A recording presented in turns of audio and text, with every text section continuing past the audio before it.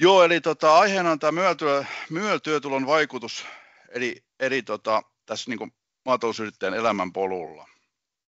Eli käydään vähän läpi, että mitä se vaikuttaa työtuloon minnekin, niin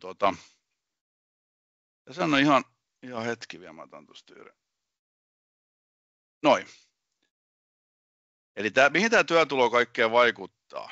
Tämä vaikuttaa teidän tuleviin eläkkeisiin. Se kuulostaa ehkä kaukaiselta tässä vaiheessa, mutta on hyvä tiedostaa jo tässä kohtaa, että tämä eläkekertymä aikanaan, kun se tulee eteen, niin on hyvä muistaa, että se lasketaan koko työhistorian mukaan ja siihen vaikuttaa kaikki työsuhteet, mitä te teette. On se sitten alkanut 17-vuotiaana joku työsuhteesta tai 18-vuotiaana MYÖL-työsuhteesta.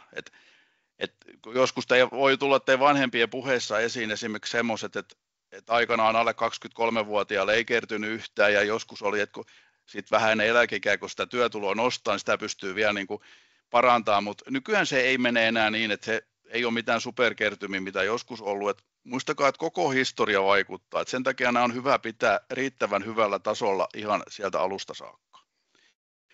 No sitten tämä vaikuttaa Melan ja Kelan päivärahoihin. Teillä tulee mahdollisia sairastumisia tai tapaturmia, niin silloin teidän korvausperusteena on MYÖL-työtulo. Ei ole verotettava tulo, vaan MYÖL-työtulo. Tuossa niin kuin sanoinkin, tapaturmakorvauksiin, sitten on näihin sijaisapumaksuihin ja totta kai se vaikuttaa myös vakuutusmaksuihin, että mitä korkeampi maksu tai tuo työtulo on, niin tietysti maksu menee samassa suhteessa. Mutta tässä on hyvä muistaa että tässä yhteydessä, että kaikki Melan vakuutusmaksut ovat verovähennyskelpoisia.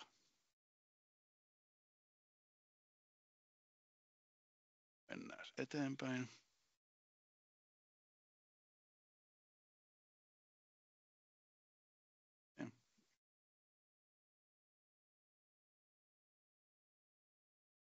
Joo, eli tässä on tämmöinen karkeasti piirretty tämmöinen viljelijän MYÖL-puu. Eli tuossa on haettu, että vakuutus alkaa, nämä on keskimääräisiä lukuja, mitä on otettu meidän tilastoista, eli ja vakuutus alkaa tuolla hieman alta 40-vuotiaana ja eläke mahdollisesti siellä 60 päälle. Tämä nyt vaihtelee ja elää, nämä on keskimääräisiä eläkeikää ja sitten mihin saakka se vakuutus sitten on voimassa, eli milloin tämä elämä loppuu, eli se on sinne elämän loppuun saakka. Tässä on hyvä muistaa semmoinen sanonta tai semmoinen, että paras tulevan sukupolven vaihdoksen kannalta on, kun aloittava yrittäjä on tehnyt riittävän suuren työtulon, niin silloin tämä seuraava SPV on paljon helpompi tehdä, kun sille luopujalle on kertynyt riittävän hyvä eläketurva, jotta hän pystyy luopumaan siitä tilasta ja pystyy vielä sitten jatkossa elämään niillä eläketuloillaan. Ja mihin tämä Mela-turva sitten kaikkeen vaikuttaa? Eli ensinnäkin tämä on lakisääteistä työeläkevakuuttamista, eli kun teillä on riittävä määrä peltoa tai metsää hallinnassa, niin kuulutte tuon lakisääteisen vakuutuksen piiriin. Sitten tässä MYÖL-työtulosturvassa on aina mukana tämä lakisääteinen tapaturmavakuutus, mikä korvaa ne mahdolliset tapaturmat ja ammattitaudit, mitä teillä mahdollisesti sieltä töissä sattuu. Sitten tähän on mahdollisuus ottaa myös tämä vapaa-ajan tapaturmavakuutus, joka sananmukaisesti korvaa vapaa-ajalla. Se on ihan vapaaehtoinen vakuutus, mutta on sikäli erittäin hyvä, että se täydentää työaikaa, ja jos tulee se mahdollinen tapaturma, niin sitten ei ole sitä pelkoa, että sattuiko tämä siellä maatilatöissä tai sattuiko tämä kotitalouden töissä, että kannoinko niitä klapeja tuohon takkaan vai veikö mä niitä johonkin muualle ja mitä tapahtuisi. Ja tämä vapaa-aika on siitä hyvä vakuutus, että aika kattava. Täällä ei ole omavastuuta eikä niin kuin hoitokuluissa ei ole ylärajaa, että korvaus tapaturmaa kohden, niin korvataan ne hoitokulut aina täytenä. On myös verovähennyskelpoinen ja myös sit, mikä erittäin tärkeä, niin se päiväraha tulee täältä myös ja se on sen teidän valitsemanne MYÖL-työtulon suuruinen. Samoin tämä Mela-sairauspäiväraha, joka maksetaan silloin, kun te sairastutte, niin tämä maksetaan, tai tässä menee sillä tavalla, että 1+3 on ne omavastuupäivät. Sitten Mela-sairauspäiväraha maksetaan ennen kuin Kela ottaa sitten vastuun tästä, ja Kelallahan on omavastuu se 1+9 päivää.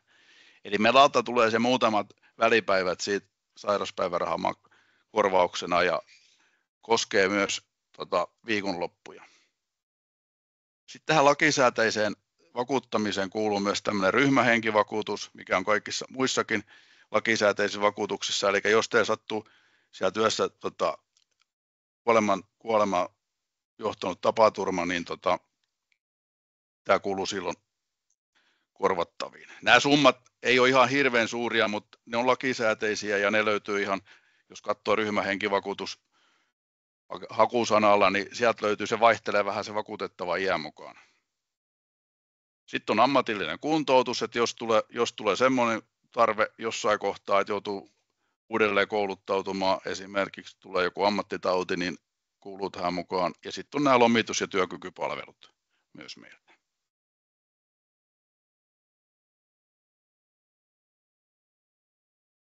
Joo, eli tämä Melan turva on aika iso osa tätä sosiaaliturvaa, eli siihen, kun tiedätte, että on muita eläkkeitä, on tyeliä ja yöliä ja sitten on nämä kansaneläkkeet, eli Kelan korvaukset, sitten on muita tapaturmavakuutuksia mahdollista, on liikennevakuutuksia ja muita, ja sieltä sitten saattaa tulla joskus tämmöisiä yhteensovittamisia erilaisissa vahingoissa.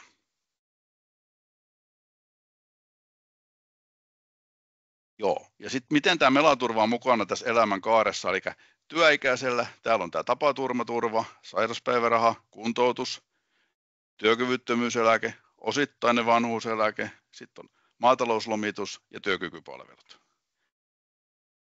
Ja perheen turvaksi sitten, jos sillä yrittäjillä käy huonosti, niin olen aina sanonut kaikille, että tämä vakuutusmaksu ei koskaan mene hukkaan, että ensinnäkin, että tuo eläkkeen lisäksi sitten on tämä perhe-eläke olemassa, eli jos sattuu se kuoleman tapaus, niin sitten tulee perhe-eläke tai leskeneläke, kun maalimeistä sitten haluukin kutsua, ja sitten on tämä ryhmähenkivakuutus. Ja tosiaan sitten kun aikanaan se eläke koittaa, niin on tämä vanhuuseläke.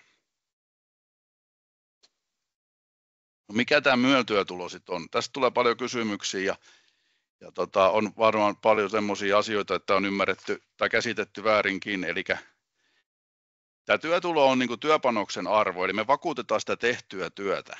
Tuossa on kerrottu, että on niin kuin maatalousyrittäjän palkka, mutta niin kuin itsekin on maatalousyrittäjä, niin mun mielestä on vähän huono termi, mutta tavallaan se työpanoksen arvo on ehkä kuitenkin se osuvampi.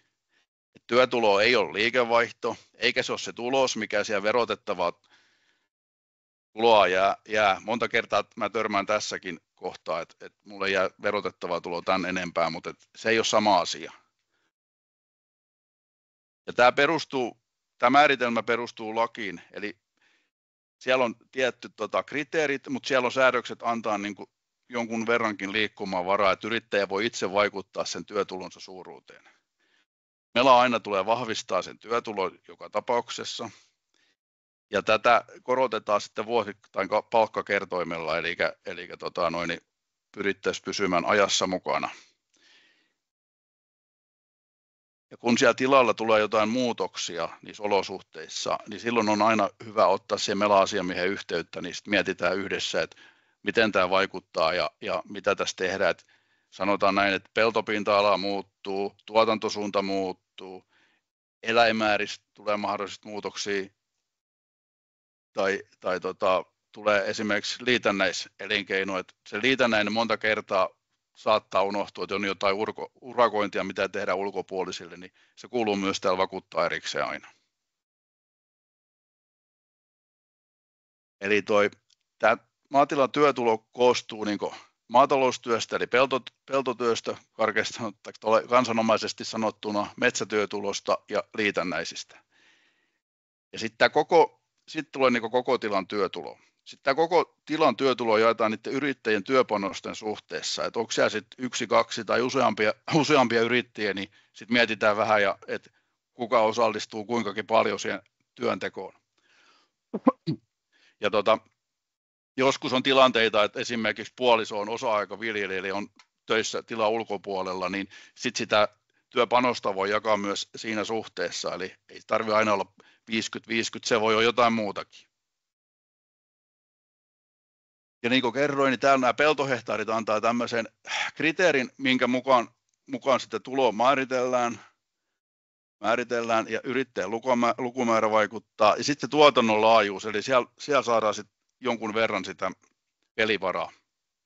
Ja riippuen sitten, onko tilalla erikoistuotantoa, tilan tuottavuus vaikuttaa ja sitten se yrittäjä pystyy itse vaikuttamaan siihen lopulliseen työtulon suuruuteen.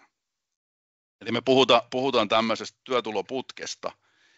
Eli täällä on tämmöisen vaaleapunaiselta 2 yrittäjätila, siellä on alareunaa, yläreunaa ja sitten siellä on olemassa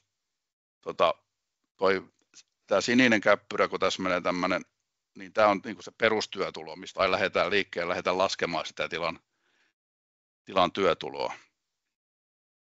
Sitten sitä voidaan joko korottaa, jos siihen on perusteita, tai sitten sitä voidaan alentaa, jos siihen on perusteita olemassa.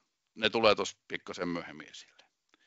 Se lähtee tuosta alkuun, niin kuin näette, niin ensimmäisestä hehtaareista tämä nousee jonkun verran jyrkästi, mutta sitten kun sitä peltopinta-alaa kasvatetaan, niin sitten työtulo ei enää samassa suhteessa kasvakaan. Tämä on aikanaan tehty MYEL-lakiin sen tähden, että niillä pienemmilläkin tiloilla olisi riittävä eläketurva myös sitten tulevaisuudessa. No miten tätä työtuloa, miten me voidaan vaikuttaa siihen? Eli tätä pystyy korottaa ja alentaa. Eli korotusperusteena on aina tämmöinen, jos on suuri liikevaihto, niin kuin monen kotieläintilalla on, erikoiskasviviljelytiloilla on, tai sitten se tilan tuottavuus, suuri työmäärä, tehdään paljon käsitöitä, eläintilat, erikoiskasvitilat edelleen, nämä vaikuttaa siihen.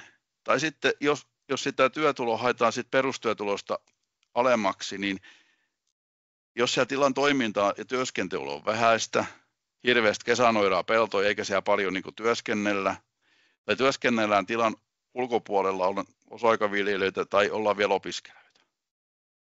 Ja myös se, että sit jos niitä tilan toimintoja teetetään vierailla konetöiden osalta, niin se on myös yksi alennusperuste, millä voidaan alentaa.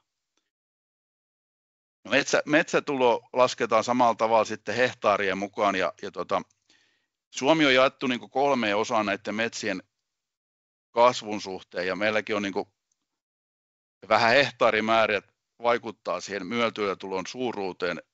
Eli meidän alue menee karkeasti sillä, että täällä ykkösalueella on raja menee, mun mielestä Pori on jo kakkosalue, että se kuulostaa oudolta, mutta se on vaan tämmöinen jako.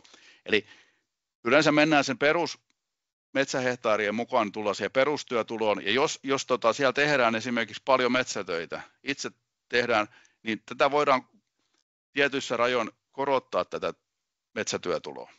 Tai sitten jos on erikoistunut metsätalouden harjoittamiseen, niin silloin sitä on mahdollisuus korottaa. Korotaan semmoisilla metsätyöpäivillä ja silloin 115 € on semmoinen metsätyöpäivän arvo. Ja siellä on tietyt kriteerit sitten siihen pinta-alaan sidottuna, paljonko sitä voidaan korottaa. Mutta sitä voidaan myös alentaa. Eli alennusperusteena, että jos työskentely on kovin vähäistä siellä omassa metsästä, tai siitä on tehty hoitosopimus, ja työt teetetään niin kuin vieraalla, niin silloin myös voidaan tätä alentaa tätä metsän työtuloa. Tuossa on nyt tuommoinen esimerkkilaskelma olemassa, että siinä on lypsykarjatila 60 lypsylehmää ja nuorkarjaa. Pelto on 50 hehtaaria, metsää 40 hehtaaria. Ja molemmat ovat päätoimisia yrittäjiä, niin silloin on yleensä, monesti tehdään näitä, jaetaan se työpanos molempien yrittäjien kesken tasan. Ja laskennallisesti tuo työtulo voidaan niin kuin vaihdella, se on tuossa 36 000 – 54 000 sen yrityksen osalta, eli tämä jaettaisiin niin kuin yrittäjien kesken, mutta tässäkin kun on lypsykarjatila, niin tätä pystytään korottamaan, ja ihan varmasti on tarve tuosta korottaakin, eli silloin päästään äkkiä tuonne 50 000 per yrittäjä. Että tässä on niin kuin paljon mahdollisuuksia, ja kannattaa aina sitten miettiä, että minkä suuruisena sen ottaa.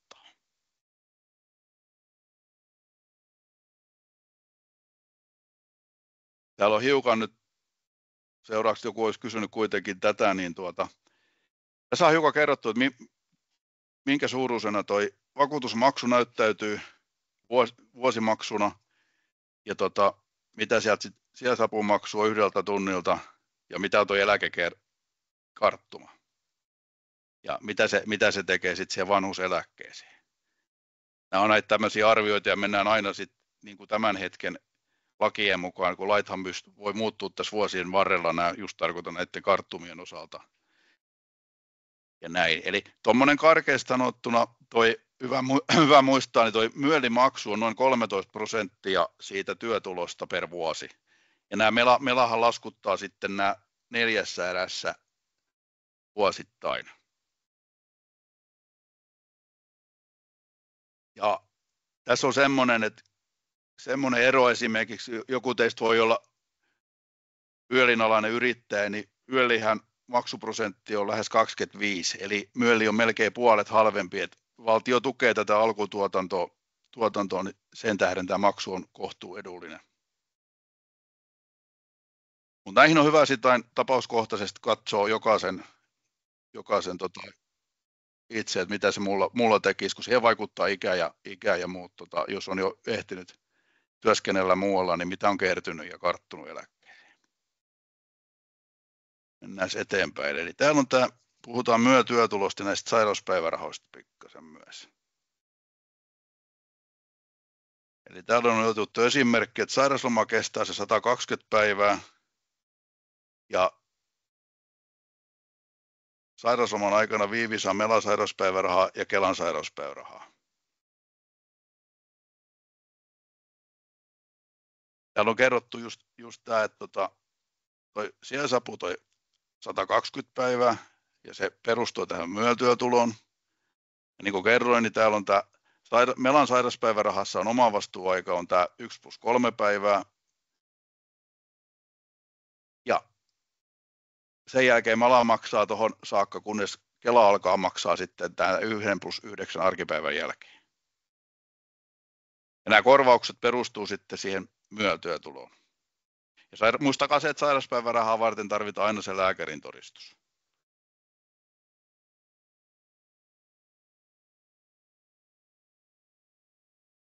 Se on vielä hiukan kerrottu siitä tarkemmin, mitä tuossa kerroinkin jo, että tosiaan toi Melan sairauspäiväraha maksetaan kaikilta viikonpäiviltä. Ja tuossa on kerrottu, että miten se määrä lasketaan 1 päivän osalta. Ja siinä oli tosiaan omavastuu se lääkärissä käynti plus se 3 päivää. Ja Kela kun alkaa korvaamaan, niin Kela laskee sitten se sairauspäivärahan suuruuden. Siellä tulee ne mahdolliset palkkatulot, sitten jos on yötoimintaa ja plus sitten tämä MYEL, eli nämä tavallaan lasketaan yhteen sitten ja sieltä muodostuu sitten se päivärahan suuruus. Ja täällä oli omavastuu se 1+9 päivää ja vähimmäispäiväraha tässä on toi noin 32 € per päivä. Täällä on hiukan esimerkkejä näistä sairausloman kustannuksista sitten kerrottu tässä, että mitä siellä maksaa ja miten se korvaus menee.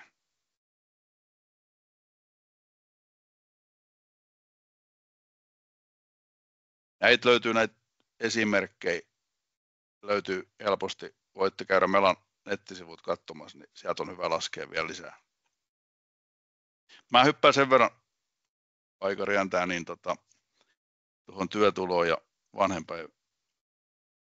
vanhempainpäivärahaan.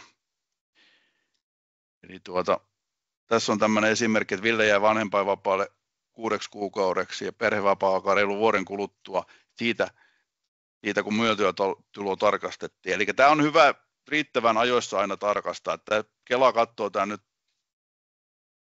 oliko se nyt vuosi ja kuukausi muistaakseni taaksepäin, mistä sitä aletaan laskemaan. Että sitä muutosta ei kannata sitten jättää ihan viime tippaan, että ei pysty niin kuin sillä tavalla pelaamaan tämän Kelan päivärahakorvauksen suuruudesta.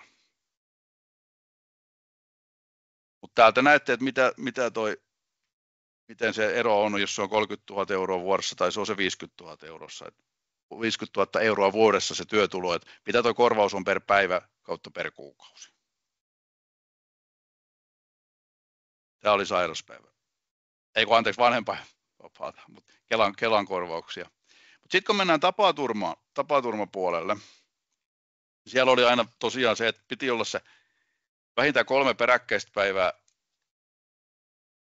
sairauslomaa ja työkyky heikentynyt se 10%, jotta se lääkäri kirjoittaa se. Ja sitten tämä jaetaan niin kuin 1/360 osaa niin kuin vuosityöansiosta, jolloin se päivärahan suuruuden saa siitä. Ja se maksetaan enintään vuoden ajan kaikilta viikonpäiviltä, mutta ei makseta siltä vahinkopäivältä.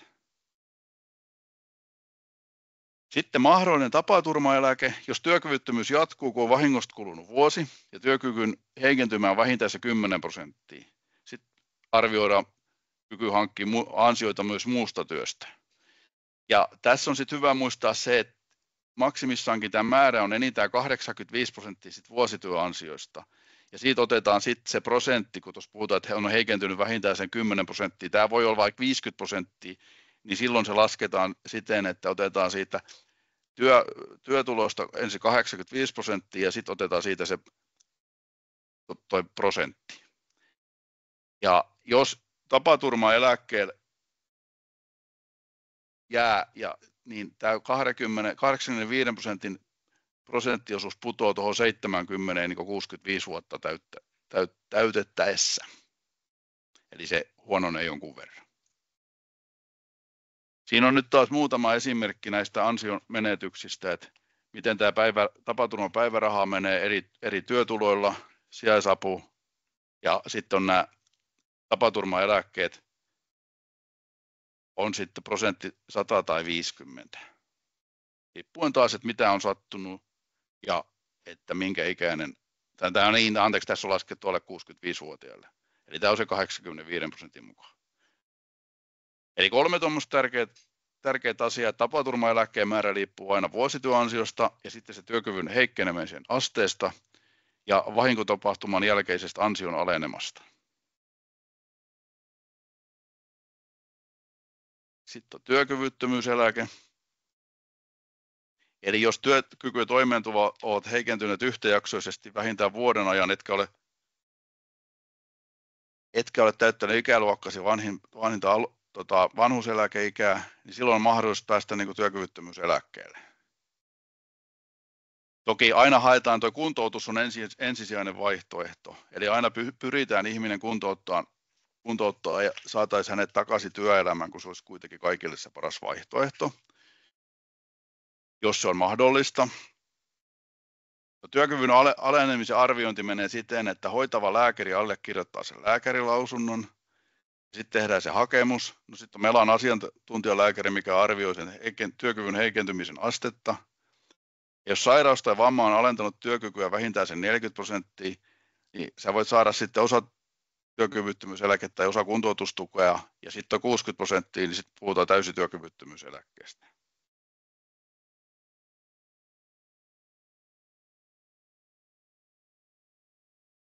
Ja täydellä työkyvyttömyyseläkkeellä sitten toi heikkenemä on tosiaan se 60%. Tässä on vähän samaa toistoa mitä tuossa äskeisessäkin. Tuossa on hiukan nyt sitten kerrottu, että millaisista korvauksista sitten on kysymys eri vuosityöansioilla. Eli kun sitä myöntöä miettii, niin nämä on hyvä ottaa tässä vaiheessa puheeksi ja miettiä itse, että mitä sitten, jos mulla jotain sattuu. Varsinkin tämä on päätoimisilla yrittäjiltä erittäin tärkeää. Tämä on niin suuri osa teidän sosiaaliturvaa, että näihin kannattaa ihan oikeasti kiinnittää huomiota, että miten itsensä vakuuttaa. Tässä on vielä hiukan kerrottu tuosta, miten sen työkyvyttömyyseläkkeen rinnalla voi kartuttaa lisää eläkettä. Eli sitä huolimatta myönvakuutus on edelleen pakollinen, jos se vakuuttamisehdot täyttyy. Eli tässä vähän haetaan sitä tavalla, että on myönnetty se työkyvyttömyyseläke ja siltä sä jatkat niin kuin viljelijänä siellä. Ja nämä ansiotulorajat sitten määräytyy jokaiselle henkilökohtaisesti, että miten suuri se myel voi olla. sillä työkyvyttömyyseläkkeen rinnalla. Ja siihen ansiotuloon, sit kun sitä lasketaan, niin mullekin tulee monta kertaa, että asiakkaalla on työkyvyttömyyseläke myönnetty, ja sitten kun ruvetaan miettimään tätä ansiorahaa, niin siihen huomioidaan siis MYEL ja yötyötulot, sit jos on työsuhteesta siitä saatu palkka, tai sitten on omais- ja perheenhoitajan palkkiot tai luottamustoimien palkkiot, eli vähän karkeasti sanottuna aina ne kaikki palkkiot, mistä maksetaan eläkettä, ne huomioidaan näissä. Tässä ei huomioida verotettavaa tuloa, vaan nämä 4, mitä tässä on mainittu. Eikä pääomaa tuloa, eikä maatalouden tukia. Nämä tulee siinä kohtaa kysymyksiä tosiaan, jos on työkyvyttömyyseläkkeellä, niin sen rinnalla pystyy kartuttamaan sitten vielä niin kuin vanhuuseläkettä. Tässä on nyt kerrottu tämmöinen esimerkki, että miten tämä lasketaan. Toivon, että ei näihin hirveästi tarvitsisi tulla, mutta näitä silloin tällainen tapauksia kyllä vastaan myös tulee. Eli arvioidaan se, mitä pystyy tekemään, ja se työpanoksen suuruutta sitten lähinnä arvioidaan tässä. Ja jos tämmöinen työkyvyttömyyseläke on myönnetty, niin sitten kun tullaan siihen alimpaan vanhuuseläkeikään, niin tämä muuttuu automaattisesti vanhuuseläkkeeksi. Ei tarvitse tehdä silloin mitään. Jos on tämmöinen loppukaneetti, että näiden diojen jälkeen on hyvä miettiä ja muistaa, että kannattaa valita tämä työtulo viisaasti, että mikä on itselle sopiva työtulo, ja miettii vähän niitä riskejä, että te vakuutatte sen omaisuutenne ihan hyvin varmasti, että siellä käy vahinkovakuutusyhtiö ja ihmiset vakuuttaa teidän rakennukset ja koneet ja laitteet ja muut, mutta sitten vähän se itsensä vakuuttaminen on se, että onko se sitten hyvällä tasolla, se kannattaa aina miettiä. Tuossa on vielä lopuksi tuommoinen dia, missä on hiukan kerrottu vielä, että miksi tämä pitäisi olla riittävä korkea tämä työtulo. Ja kerrottu, että miten tuo eläketurva vielä tosiaan karttuu. Ja näistä tosiaan muistutuksena, että nämä kaikki vakuutusmaksut saa veroissa vähentää, ja MYEL-työtulo käyttää sekä MELA että KELA korvauksen perusteena. Et kun te näitä mietitte ja muuta, niin ottakaa yhteys siihen teidän lähimpään asiamieheen ja keskustelkaa hänen kanssa näistä aiheista, niin pääsette varmaan hyvään lopputulokseen, kun he jakavat teille sitä tietoa sitten, että missä rajoissa mennään ja mitkä ne eurot on, mitä teidän tilalla just voidaan niin kuin soveltaa näissä tapauksissa.